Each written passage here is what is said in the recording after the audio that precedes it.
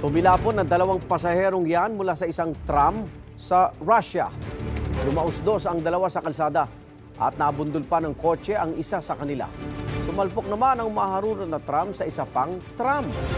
Isang naiulat na nasawi habang nasa 125 ang sugatan.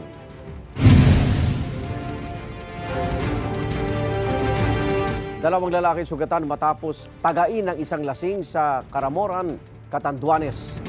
Batay sa report ng Caramoran Police, sinita ng barangay Tanod ang lasing na lalaki matapos magwala. Pero imbis na kumalma, tinaga ng suspect ang tanod pati ang isa pang lalaki. Dinala sila sa ospital. Pansamantala namang pinalaya ang suspect habang pinag-aaralan pa ng mga biktima kung magsasampa sila ng reklamo. Sinusubukan pa ng GMA Regional TV na kunan ng pahayag ang dalawang panig.